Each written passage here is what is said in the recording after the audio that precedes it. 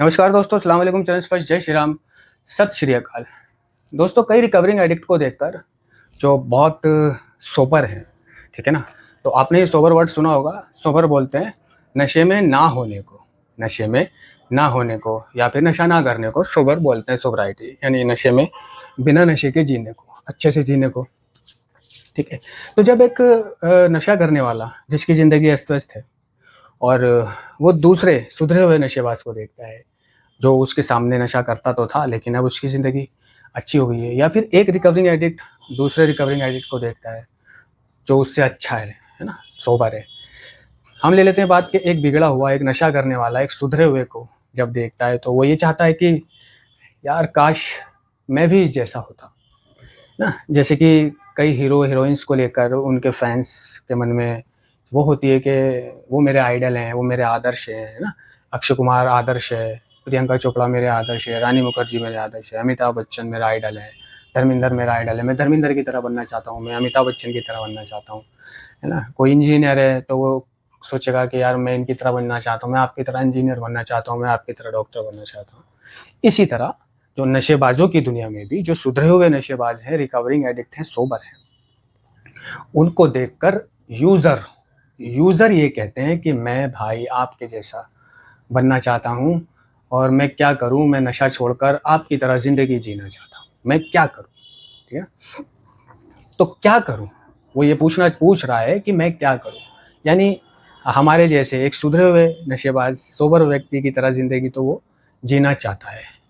लेकिन ये जानना नहीं चाहता, वो चीज़ करना नहीं चाहता कि जो संघर्ष उसने किया है उस सोबराइटी से पहले, जो उसने झेला है, जो उसने बर्दाश्त किया है, जो उसने किया है, जो उसने सहा है, जो उसने मेहनत करी है, ठीक है ना?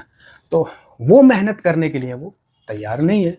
तो लगता है कि वो ऐसे ही सोबर हो गया है, ऐसे ही उसके 10 साल हो गए हैं, ऐसे ही वो यार इतना अच्छा है ना? ऐसे ही वो इतना बढ़िया है। नहीं, ठीक है? वो बढ़िया अच्छा होने से पहले तुम्हारी तरह था। जैसे आज तुम नशा कर रहे हो और चाहते हो कि उसकी तरह बन जाओ, तो वो पहले तुम्हारी ही तरह था, ठीक है? तुम्हारी ही तरह छोड़-पकड़, नशा करना, छोड़ना, करना, छोड़ना, है ना? झूठ बोलना, बर्बादी करना, चोरी-चकारी करना, धक्के खाना, कूड़ों में जाना, खत्तों में जाना, नालियों में नशा करना, नालों पे नशा करना, पिटना, जेल जाना, हॉस्पिटल में भर्ती रहना, पब्लिक से तो वो भी तुम्हारी तरह था, ठीक है? तो जैसे-जैसे जैसे-जैसे वो एक कचरे के डिब्बे से उठकर यानी बॉटम से रॉक तक आया, बॉटम से रॉक तक आया, यानी ज़मीन से ऊपर तक, आसमान तक आया, चट्टान तक आया, यानी ज़मीन से उठा। तो पूछो उससे कि वो कैसे उठा? वो कैसे यहाँ तक आया? वो कोई जादू की छड़ी नहीं थी उसके पास, कोई अलादीन का चिराग नहीं था उसके पास, है ना? कि उस जिसको वो रगड़ा और वो यहाँ तक आ गया, नहीं। वैसा होने के लिए उसने जो किया है ना? उसने जो इच्छुकता अपने अंदर पैदा करी, उसने जो दर्द भरी रातें काटी, उसने जो नशा मुक्ति केंद्र काटे या डिटॉक्सिफिकेशन सेंटर काटे, ठीक है? वो बात हो रही है कि काटे आया नशा करा, काटे आया नशा करा, काटे आया नशा करा। लेकिन एक ना एक नशा मुक्ति केंद्र से बहुत कम लोग होते हैं जो मतलब पहले नशा मुक्ति केंद्र से ठीक हो जाते हैं। बाहर आकर वो नशा नहीं करते और कंटिन्यू रखते हैं उस चीज़ को, फिर चाहे वो मीटिंग करें या ना करें, ठीक है? लेकिन ज़्यादातर नशेबाज वो जो होते हैं उन्होंने एक से अधिक नशा मुक्ति केंद्र काटे होते हैं। कईयों ने तो 5-5, 6-6, कईयों ने 10-10, 12-12 भी काटे होते हैं। उसके बाद जाकर के उनके समझ में आती है, वो ठीक होते हैं। तो वो बात हो रही है कि उसने कितने नशा मुक्ति केंद्र काटे और वो काट-काट के आया नशा करा, नहीं, ठीक है? उसने लास्ट नशा मुक्ति केंद्र काटा, तो लास्ट नशा मुक्ति केंद्र काटने से पहले उसने एक निश्चय किया कि इस नशा मुक्ति केंद्र को काटने के बाद, है ना, जो भी होगा, जैसे भी दर्द मुझे वहाँ मिलेंगे मैं सहूँगा, ठीक है? दिन गिनूँगा और जैसे ही मेरे दिन पूरे होंगे मैं बाहर आ जाऊँगा। कुछ दिन की बात है, दर्द लूँगा, है ना? तो मेरी सारी ज़िंदगी अच्छी हो जाएगी। पहले उसने ये निश्चय किया कि नशा मुक्ति केंद्र में दर्द बहुत होते हैं, मार होती है, पिटाई होती है, भूख होती है, प्यास होती है, गालियाँ होती हैं, काम होते हैं, अधूरी नींद होती है, क्लासेस इतनी सारी होती हैं, एक्स्ट्रा क्लासेस, फालतू क्लासेस जिनका कोई लेना-देना नहीं है, सिर्फ़ टाइम पास के लिए बना रखी है। टाइम पास के लिए, यानी सुबह से शाम तक टाइम पास कैसे होगा, है ना, उसके लिए बना रखी है कुछ फालतू की क्लासेस। जबकि काम की क्लासेस जो हैं वो 2 या 3 ही है, लेकिन फालतू की क्लासेस समय गुजारने के लिए बना रखी है। उसने पहले ये निश्चय लिया, पहले ये सोच रहा है वो कि अगर मैं नशा मुक्ति केंद्र जाऊँगा तो ऐसा होगा, 5-6 महीने मुझे ये ज़िंदगी जीनी पड़ेगी, और शुरुआती 5-7 दिन, 10 दिन, 15 दिन जो विड्रॉल मुझे होंगे, वो दर्द, उस दर्द में मुझे कोई, है ना, पूछेगा भी नहीं। उस दर्द में मुझे कोई पानी भी देने वाला अपना नहीं होगा। उस दर्द में मुझे गोली तक नहीं मिलेगी। उस दर्द में मेरे कोई सर पे हाथ नहीं रखेगा, मुझे कोई बढ़ावा नहीं देगा, प्रोत्साहित नहीं करेगा। जैसे घर पे तबीयत खराब हुई तो माँ, बाप, बहन, भाई सब परेशान हो जाते हैं, आके बीवी सराहने बैठ जाती है ना, पूछती है हॉस्पिटल चलो, दवाई लेके आना, महंगे डॉक्टर को दिखाना, महंगी दवाई लेना, है ना, प्यार। तो वहाँ उसे पता है कि मुझे कोई प्यार नहीं मिलेगा, जो भी मुझे दर्द होगा वो अकेले सहना पड़ेगा। तो ये निश्चय आप करो, जैसे वो कर रहा है निश्चय, ये निश्चय करके वो गया, ठीक है, और वहाँ उसने वो दर्द लिए, ठीक है, और बाहर आया।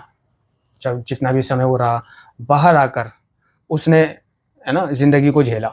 ज़िंदगी उससे अच्छी नहीं लग रही है, जिया नहीं जा रहा है, खालीपन आ गया, उदासी आ गई, मायूसी आ गई, हताशा आ गई, निराशा आ गई, असफलता आ गई, डर है, नकार है, ठीक है, गुस्सा है, क्रोध है, कमज़ोरी है ना, टूटन है, साइलेंट विड्रॉल है, ठीक है। लेकिन वो इस बात पर कायम है कि ये कुछ समय की बात है।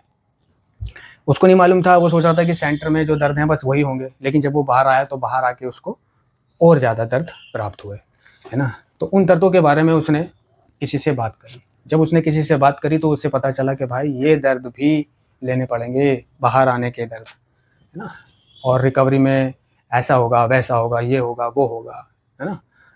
कोई विश्वास नहीं करेगा, कोई भरोसा नहीं करेगा, कोई पैसे नहीं देगा, कोई प्यार नहीं करेगा, ये सब चीज़ें, और सेहत नहीं होएगी, बीवी नहीं होगा, शादी लेट होगी, ये सब चीज़ें भाई सबके साथ होती है।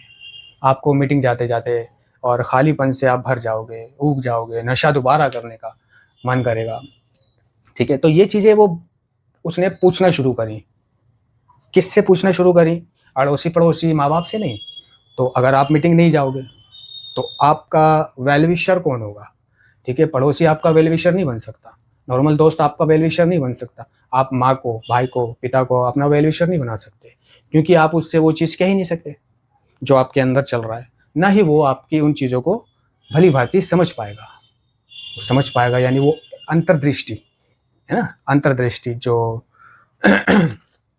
क्या कहते हैं उसको, सद्भावना, और मतलब पूरी तरह से वो उसको महसूस नहीं कर पाएगा।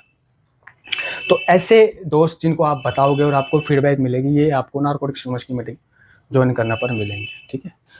तो नारकोटिक्स एनोनिमस की उसने मीटिंग भी ज्वाइन करी और ज़िंदगी को झेला, रातें काली करी, दर्द सहे, इंतज़ार किया, है ना, जैसा भी चला उसने ज़िंदगी को आगे बढ़ाया। और उसको रोज़ ये चीज़ कही जाती थी कि नशा नहीं करना, नशा नहीं करना। अगर नशा करने का मन करे तो भाई हमें फ़ोन कर लेना, नशा करने का मन करे तो यहाँ चले जाना, नशा करने का मन करे तो ऐसा कर लेना। तो उसने चाहे उन लोगों की बात को माना हो ना माना हो कि नशा करने का मन करे तो बात कर लेना, नशा करने का मन करे तो प्रार्थना कर लेना, नशा करने का मन करे तो मीटिंग चले आना। तो उसने नशा करने का जब मन करा तो उसने उस मन को चाहे किसी भी तरह समझाया, है ना। किसी भी, ज़रूरी नहीं है कि वो मीटिंग जाके समझाए, शेयर करके समझाए, प्रार्थना करके समझाए, वो कुछ भी करके समझा सकता है अपने उस मन को, उस वक्त को गुजार सकता है। बस थोड़ा सा 5-10 मिनट का खिंचाव होता है वो नशे का, उस वक्त को गुजारने का और अपने ध्यान को बढ़ाने का, उन विचारों से नियंत्रण, विचारों से बाहर निकलने का, नियंत्रण करने का खेल होता है। तो विचारों को नियंत्रण करने की जो कला होती है ना, कला, ये हर किसी के पास नहीं होती, विचारों को नियंत्रण करने की। तो विचारों को नियंत्रण करने की कला हमें नारकोटिक्स एनोनिमस सिखाती है, ठीक है। और ये कला खुद आ जाती है विचारों को नियंत्रण करने की। तो जब नशा करने का मन करता है तो नशा करने से पहले एडिक्ट पता है क्या सोचता है? यार मेरे माँ बाप जिनकी नज़रों में मेरी इतनी इज्जत बनी है, उनका क्या होगा? मेरी बीवी, उसका क्या होगा? मेरे बच्चे, उसका क्या होगा? मेरे सास ससुर, साला साली, जिन्होंने अपनी बहन बेटी दी, ये नशा नहीं करता इस भरोसे, उनका क्या होगा? वो क्या सोचेंगे? ठीक है, अड़ोसी पड़ोसी, समाज, बिरादरी, खुद मेरी हालत क्या होगी, खुद मेरी ज़िंदगी क्या हो जाएगी। तो नशा करने से पहले वो ऐसा सोचता है ना, नशा करने से पहले वो बहुत कुछ सोचता है, ठीक है। तो जब ऐसा सोचने लगोगे आप, तो आपके नशा करने के विचार जाने लगेंगे धीरे धीरे, ठीक है ना। और आपका नशा करने का मन कर रहा है, खिंचाव आ रहा है, तो आप नशे लेने की तरफ कदम नहीं बढ़ाओ। आप बैठो, भगवान से प्रार्थना करो, कुछ खाओ पियो, ठीक है, कॉल कर लो, मोबाइल देख लो, है ना, कहीं और चले जाओ, अपने कदम मीटिंग की तरफ बढ़ा दो, मेंबर को फ़ोन कर दो, प्रार्थना कर लो। आप अपने अतीत के बारे में सोच लो, माँ बाप के रुखे रोशन पे नज़र डाल लो, अब आपकी ज़िंदगी कैसी हो गई थी, क्या आप ऐसी ज़िंदगी फिर से करना चाहते हैं? ये जो इज़्ज़त आपकी बनी है, ये गंवाना चाहते हैं?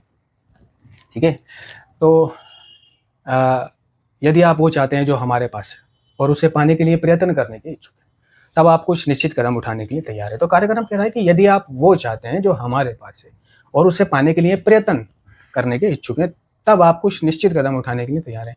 यानी हमारे पास जो चीज़ें हैं, जो हमारे पास सोबराइटी है, सुधार है ना, अखलाक है, जो भी चीज़ है जो आप चाहते हैं, है ना, जो आप कह रहे हो कि मैं आपके जैसा बनना चाहता हूँ, तो जो भी हमारे अंदर चीज़ है, अगर आप उसे पाना चाहते हैं और उसे पाने के लिए प्रयत्न, कार्यक्रम कह रहा है प्रयत्न यानी प्रयास करने के इच्छुक हैं, उसे पाने के लिए प्रयत्न करने के इच्छुक हैं, तब आप कुछ निश्चित कदम उठाने के लिए तैयार हैं।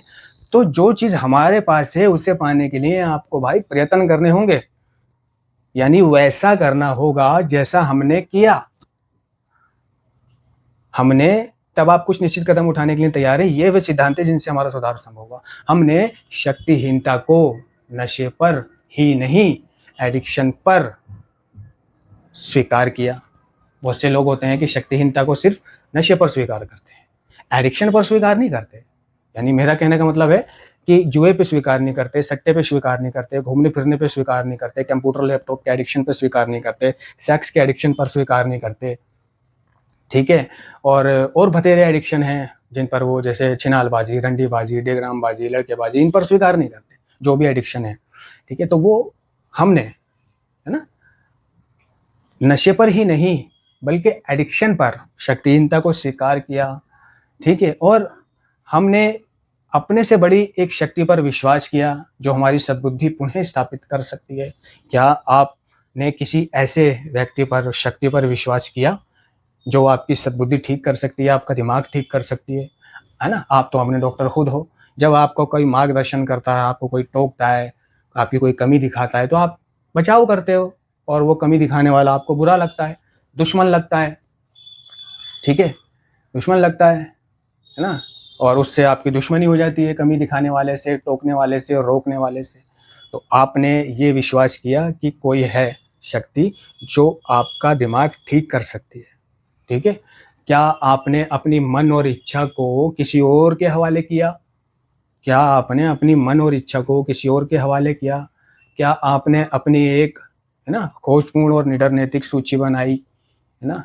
सूची यानी कि हमने अतीत में क्या किया और हमारा वर्तमान व्यवहार क्या है, हम इस पर पुनर्विचार करते हैं ताकि हम ये निर्णय ले सकें कि क्या हमें हटाना है, क्या रखना है। सूची को कागज़ पर उतारने से जो हो रहा है उसे स्पष्ट रूप से देखने का मौका मिलता है। स्पष्ट यानी साफ सुथरे, ट्रांसपेरेंट ट्रांसपेरेंट तरीके से देखने का मौका मिलता है जो हो रहा है क्योंकि जो हो रहा है हमने वो लिखा है, फिर हम उसे देख रहे हैं, ठीक है। इसी तरह जितने भी नार्कोटिक्स एनोनिमस के कदम हैं वो तो छोड़ो, क्या आपने सिर्फ नशे पर, एडिक्शन पर भी छोड़ो, क्या आपने सिर्फ नशे पर शक्तिहीनता को कबूल किया? नहीं किया। तो भाई हमने ये सब चीज़ किया। हमने सोचा कि हम नशा मुक्ति के अंदर जाएंगे, वहाँ हमारे दर्द होंगे, विड्रॉल होंगे, ये होगा वो होगा, गालियाँ सुननी पड़ेंगी, दूसरों के काम करने पड़ेंगे, बाहर आके ज़िंदगी ख़राब लगेगी, कमज़ोरी होगी, नींद नहीं होगी, भूख नहीं होगी, प्यास नहीं होगी, कैसे कैसे उस ज़िंदगी को गुजारना होगा। उसके बाद जाकर हम इस मुकाम तक पहुँचे। तो कार्यक्रम कह रहा है कि इस मुकाम तक पहुँचने के लिए आपको प्रयत्न करने के लिए इच्छुक होना पड़ेगा और इच्छुक होने के बाद आपको नंबर 1 शक्तिहीनता को स्वीकार करना पड़ेगा, है ना? शक्तिहीनता को तो आप एडिक्शन पर छोड़ो, आप नशे पर ही शक्तिहीनता को स्वीकार कर लो, ठीक है। और करो वैसा जैसा हमने किया, है ना। घर पे तो नशा नहीं छूटा। अगर बढ़िया वाले एडिक्ट हैं, 100 में से 5% एडिक्ट हैं जो कोल्ड टर्की के द्वारा नशा छोड़ देते हैं, यानी घर पर नशा छोड़ देते हैं। लेकिन अगर आपका घर पर नशा नहीं छूट रहा है, आप पा रहे हो कि आप नशा कर लेते हो, क्लीन नहीं हो पा रहे हो, तो आपको भाई किसी नशा मुक्ति के अंदर, बढ़िया से नशा मुक्ति के अंदर, अच्छे से नशा मुक्ति के अंदर जाना पड़ेगा। अब आप नशा मुक्ति केंद्र जाने से डर रहे हो, ठीक है, कि वहाँ ऐसा होता है, वहाँ वैसा होता है, मारते हैं, गालियाँ हैं, 6 महीने के लिए रख लेते हैं। तो भाई एक अच्छे से नशा मुक्ति केंद्र जाओ, बातचीत करके जाओ, तय करके जाओ कि मारना नहीं, पीटना नहीं, ये वो वगैरह वगैरह। हम इसे 1 महीने में ले जाएंगे, 2 महीने में ले जाएंगे, और इसने अगर कह दिया गाली दी थी, मारा था, पीटा था, अपने काम कराए थे, तो भाई अच्छा नहीं होगा वगैरह वगैरह। तो वो ऐसा नहीं करेंगे। वो डरपोक बहुत होते हैं, नशा मुक्ति केंद्र वाले बहुत डरपोक होते हैं। अगर आप अपने मरीज को भर्ती करते समय ये बोल दो कि आप इसको गाली नहीं देना, मारना नहीं, अपने काम नहीं कराना जैसा हमने सुना है, वो कहेंगे नहीं नहीं, हमारे यहाँ ऐसा नहीं होता, गाली गुफ्तार मार पिटाई ये वो कुछ नहीं होता, आपने गलत सुना है। कि नहीं, हमने आपके सेंटर के बारे में नहीं सुना, हमने और सेंटरों के बारे में सुना है, लेकिन फिर भी हम अपने फॉर्मेलिटी पूरी कर रहे हैं, अगर ऐसा है तो मत करना, ठीक है। वो कहेंगे ठीक है, नहीं हमें। तो अगर आप स्पेशली ऐसा कह के जा रहे हो और उसके साथ साथ ये भी बोल के जा रहे हो कि अगर हमारे लड़के ने कह दिया कि हाँ इन्होंने गाली दी थी, ये इन्होंने थप्पड़ मारा था, ठीक है ना, जो भी था, जायज़ बात पर आप मार लेना हल्का सा, जायज़ उस पर, लेकिन नाजायज़ अपने काम कराना, ठीक है। और झाड़ू पोंछा जो जायज़ है वो करवा लेना, लेकिन जो सब करते हैं, लेकिन फालतू कुछ नहीं, मार पिटाई, थोड़ा खाना सही देना है, इसको ये लो एक्स्ट्रा पैसे। अगर कोई कंप्लेंट हमारे लड़के ने करी आपके खिलाफ, भाई जो जायज़ चीज़ें हैं वो तो हम भी समझते हैं कि वो यहाँ से निकलने के लिए झूठ बोलेगा, आप पे लालचन लगाएगा, वो एक अलग बात है। लेकिन जो जायज़ जेन्युइन चीज़ है, जो उसके साथ गलत हुआ है, अगर ऐसा कुछ हुआ तो हम आपको छोड़ेंगे नहीं, है ना। आपकी सीएमओ तक कंप्लेंट कर देंगे, तो उनकी गांड फट जाती है, ठीक है ना। तो वैसा नहीं करेंगे। आप वहाँ जाओ, डिटॉक्स काटो, अपना बॉडी डिटॉक्सीफाई करो, ठीक है। भाई हमारे लिए तो ऐसी सुविधा नहीं थी कि कोई ऐसा कह दे जा करके नशा मुक्ति केंद्र वालों से, और वो हमें अच्छे से रखें, प्यार से रखें, नहीं। लेकिन आपके पास अवसर है, आज ज़माना बदल गया है, ठीक है। तो आप डिटॉक्सीफाई करें अपनी बॉडी को, डिटॉक्स काटें, और वहाँ से आकर भाई डरे नहीं किसी से कि बाप क्या सोचेगा, माँ क्या सोचेगी, मैं मीटिंग जा रहा हूँ या नशा करने जा रहा हूँ। पहले भी तो जब नशा करने जाते थे वो रोकते थे, आप नहीं मानते थे, तो इसी तरह आपको मीटिंग भी जाना है। तो घर वालों से डरने वाले लोग जो है ना, घुग्गू ही रह जाते हैं। जो घर से डरते हैं, नशा छोड़ने से पहले, नशा करते समय वो घर वालों से नहीं डरते हैं, मनमानी करते हैं, और नशा छोड़ के वो घर वालों से डरते हैं। अम्मी मीटिंग नहीं जाने देती, पापा मीटिंग नहीं जाने देते, बाहर नहीं जाने देते, शक करते हैं, ये करते हैं, वो करते हैं। अबे करने तो शक, उनको नहीं जाने देते, जबरदस्ती भाग जाओ। साले जब नशा करते थे तो किसी से नहीं डर रहे, अब नशा छोड़ दिया तो बहनचो अम्मी पापा से डर रहे हो। मीटिंग जाने के लिए तुम्हें डरा रहा है, मीटिंग जाने के लिए तुम्हें बहनचो दाल का सारा है, खौफ आ रहा है, मीटिंग जाने के लिए तुम्हारे पास पैसे नहीं है, मीटिंग जाने के लिए तुम्हारा बाप मारेगा तुम्हें, नशा करने के लिए तुम सब कुछ कर लेते थे, गांड भी मरा लेते थे, ठीक है। तो घर पे घुग्गू बन के ना बैठें, थोड़ा संघर्ष करें, उठें, मीटिंग जाएं। ऑनलाइन ऐसे लोगों के लिए है, मैं बताऊं, जो मतलब बहुत ज़्यादा व्यस्त हैं, बिजी हैं, नहीं जा सकते मगर जाना चाहते हैं, ठीक है। पहले आप फिजिकल करो, उसके बाद वर्चुअल करो, ठीक है। आपका नशा छूट जाएगा और आप बन जाओगे एक दिन हमारी तरह। धन्यवाद।